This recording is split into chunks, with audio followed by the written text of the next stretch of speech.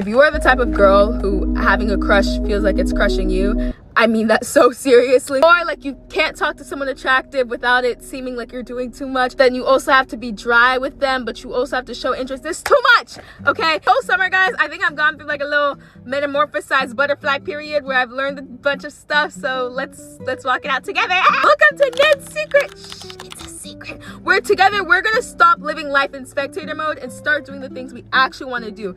AKA talking to guys and liking them and maybe dating. I know, whoa! Or whether it's building your social confidence, becoming more academically found, whatever it is, we're gonna do it together, okay guys? So let's get into it. First off, for some context, I'm Nigerian. My mom did not let me date in high school. Like that was a big thing. Like my mom was like, you cannot date in high school. So I was like, okay, great. So I get to college, right? My first expectation is, oh, where the huzz at though? Huzz. You see, I said huzz, we don't curse it. Where the huzz at though? Like, I was ready, I can't lie. To my surprise, when I would meet a guy, I found him attractive, and then I would twig out. Like, I'm talking like, I was just doing the most, and like, I would just show interest way pretty girly, like, you don't need to do all that. Okay? I was doing the absolute most for people who just weren't even worth the time. So, I talked to my friend, who has a roster, right?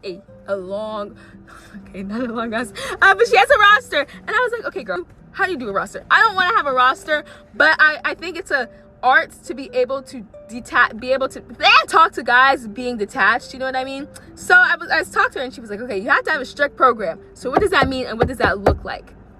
What does that mean and what does that look like? Wow. I'll even walk you through a situation where I was being overly desperate so you can see what the heck that actually means.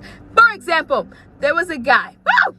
Always starts off strong. There was a guy, I thought he was bad. Like, I was just like, wow, he's so tea. And then he showed like a little attention. Not even interest, he showed attention. And I hooked onto attention like it was anything because I didn't know the difference, all right? So he showed a little attention. Maybe it was like, we would like talk a little bit or whatever. And I was like, oh my gosh, this man wants me. I want him. We're meant to be. And so then the desperate part of it was me trying overly way too hard each time we were at a function. I was trying to talk to him, but I was not talking to him in like a normal way. Like I always had to approach him. I was like, oh yeah, like what do you like to do? Like, oh okay, that's really cool. Like I could feel the energy that I really wanted to talk to him, and that was the problem. Like you go into these conversations and it's like they can almost read that you really want this. Switch of not letting them read you like that. To get this video to 10 likes, what really changed for me is honestly my time. Instead of talking to him and spending so much time talking to him, I would talk to him. Is the best way to do it. You talk to them, but then you switch. You go talk to someone else. You go entertain someone else. Like you show that your time isn't just delved on them. And I think the biggest way to do that is also like with texting, with your energy, with how you talk to them. It's a big thing, guys. So fast forward with that same guy, he then one night had shown a lot of attention. I don't really know how else to say that. He showed a lot of attention that night, and I was like, oh my gosh, like we're gonna be something. And it didn't work out, and I was like, oh my gosh, what the heck? Like it. Like I felt played. I felt played in my face. And I think the biggest thing is the guy knew I liked him. He felt the energy that I had, and then he played on that.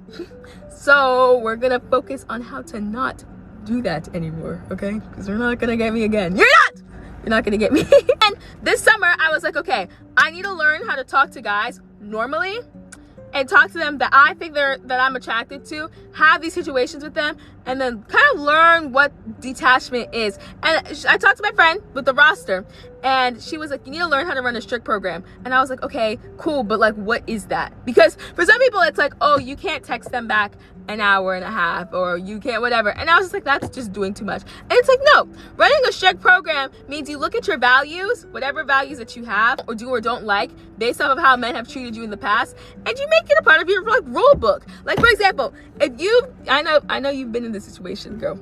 I know. We've both been in this situation. You liked a guy, maybe like you've texted him and then he doesn't really respond that much, or he's kind of dry, and it makes you kind of feel insecure, and like you're just kind of like, oh my gosh, she doesn't like me, like ah, you know, you didn't like that feeling, right? Make it a part of your strict program. Make it a part of your strict program. If the person isn't texting you, kind of leaving undelivered for 1 or 2 days, okay, we can be cool. Doesn't mean you have to cut them off, but they're not going to be a potential partner. 1 or 2 days is a lot, but like 2 days, whatever it is, whatever your time frame is, and make it and follow and stick to it. Okay, it's like you don't like it when a guy kind of puts you down. Like maybe you guys are in a friend group, he's kind of like making jokes at you and it's weird and you're like, what the heck is going on? That can be like a red flag essentially for you. Like if a guy does that to you, cut. And it really just depends on what your values and preferences are. So you need to talk to these guys to realize that. So back to the summer. You see I'm just jumping all over the place. So back this summer, guys, actually I had a conversation with my mom and she was like, girl, you need to start dating. I said, what? Like, why are you telling me that? Like, I was just gagged because I was like, my mom is telling me I need to start dating. Dang. Sit there and think about that. I was so scared. I was so scared of the concept of dating. I also over romanticized the heck out of it. So it was just like, to me, it was just in my head and not like gonna be a real thing. See, I wasn't finding anyone that I actually would want to go on a date with, because in my head before it was like, if I have to go on a date with someone, I have to like them. But then it's also my mom put into perspective, how are you gonna know if you like them until you go on a date? Ooh, bars. The strat is to start talking to guys and then maybe going on dates. Now, have I gone on my first real date yet? No. So I'll keep you guys updated when that happens. For example, for this summer, I had a lot of interactions with men. I would say I would count 4 or 5 of them that were just so strange. So strange. I would go up and meet a guy. I would go up to him and start chatting with him, not with the intention of anything happening, but then they would ask for my number or whatever. And for example, this one guy, he's fine, guys. I'm not gonna lie, he's fine. I started texting. We met at a place and we were talking, and then I didn't see him again. And so the next time I went there, I seen him again, and I was like, oh, okay. So I just said hi to him. I wasn't thinking anything of it. And then he was like, oh, well, let me get your number so that we can text or whatever. And I was like, oh. But what I would usually have done is freak out and be like, oh my gosh, 5 men is texting me. No, running a strict program here. But in a fun sense is that I was like, okay, this guy is texting me. I'm gonna only text when I'm free to, okay? And what that means is technically my phone is always on me. I'm a content creator, whatever, I'm there. However, I'm usually doing stuff, okay? I was usually busy. So I'd only text when I wasn't busy. If I saw his text, so I wasn't listening to that whole, you have to text an hour or whatever afterwards. No, babes, I wasn't doing that. Like if I was cooking, for example, or if I was doing work and I saw his text, okay, I'm doing work, I'll answer that later. But if I was on my phone and I texted him and he texts back and I'm still on my phone and I'm free, I'll text back. And I think that really shifted it for me. It doesn't even matter about him. Who cares? This doesn't matter. He doesn't matter right now. It's really about the fact that I was able to text them and not be thinking oh my gosh, did they text back yet? It helped me a lot regulate myself because I wasn't basing my schedule around him. It was around me. Okay, and I think that's a very important thing that a lot of girls need to learn. You need to be very secure in yourself and it. And also, if the conversation dies, it dies. Do not push for that conversation to continue. And the thing is once you step out of that whole oh, I need to cover the conversation or whatever, you'll see they'll probably carry the conversation. They'll probably say something. If they don't, next one, there will always be a finer man. Okay, there's always gonna be a finer man. I don't know why we identified or adopted this mentality that oh my gosh, there's only a certain group of fine men out there that are actually cool. There are a lot of fine men. You need to travel, girl. You just need to travel. Shoot, I went to Montreal. See you back. They had really fine men over there. I just farted in my car, so it smells kind of crazy. Beautiful. Texting when you're free, very important. And also just really realizing and really taking in that there are going to be finer men. And I'm telling you guys, it low-key happened. However, you do need to open up those opportunities for yourself. I'm strong on believing don't wait. Stop waiting for a cute guy to come up and talk to you. Obviously they will, and it will happen. I'm not saying it won't.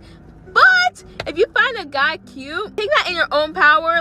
Oh, I'm gonna go up and talk to them. It's a big deal in it. I'm not saying you go up and talk to them and you hit on them, okay? No, but just asking them a question. My favorite question to ask is, oh, do you know what this event is for? If there's something going on or whatever. Just some type of question. If they continue the conversation, you're in the green, okay? And you didn't go up to them with the intent of something happening. Second thing that I've really learned is not expecting anything from the outcome of a situation and taking a situation to be fun as it is. That was my biggest thing.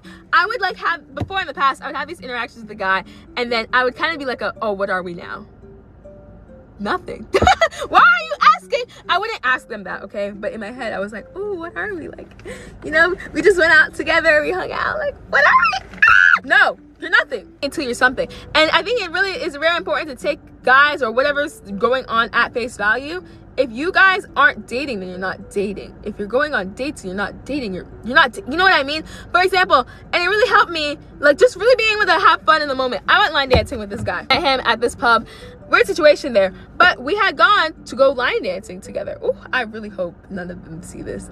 We had gone line dancing together. It was really fun. Like, I think it was, I don't know if it was flirty or not. It was really fun. And we had swung dance to whatever. And at the end, I wanted to text and be like, oh, like, we should, hey, like, just text. I just wanted to text and, you know, start something, because my initial reaction was, oh, something's starting. You know what I mean? No. Sometimes things don't have to start. And just being able to take an interaction as fun, like, if you had fun and if you enjoyed it, that's the best part of it. You don't really have to have anything to do with the guy after. That is his responsibility to continue. Okay, if he wants to see you, he will text you. He will follow up. You know what I mean? And if he doesn't, not your guy. He'll be attracted to you, sure, but like, maybe he just wasn't looking for that. That's okay. That's not on you. That's the whole fun part of it. That, like, these type of interactions, and you need to have these type of interactions, because it's that whole sense of security in yourself, of like, okay, I can hang out with a guy, have fun with a guy that I find attractive, and not have fun in a freaky way. Okay, we don't do that. Really, what is it adding to your life? Like, what is this man adding to your life that you don't currently have now? Of course, the guy that you date should add to your life, but it shouldn't be because you're lacking. You know what I mean? So in all honesty, what's the mishap? You know what I mean? Third one I think really helped for me was like also building that physical list of what the heck I'm going to allow and what I'm not going to allow. And I mean, like, seriously, like, if I'm texting a guy and then he doesn't ask me on a date in 2 weeks and we're texting, I'm not going to text you after that second week. Like, why are we still texting? Like, you know what I mean? Like, having those things and the reason behind it, okay? Because it's like, you don't want to waste your time. And you have to take your time as very valuable. So I think that was one thing for me. So having those things in place, and I'm about to go back to college with this mentality. So I think it's going to help a lot, because it's not going to be something I'm like, oh, but what if? No, like, if they're serious about you, they'll be serious. And like, being able to treat them like a little mean. I love it. Low-key, it's been distracting.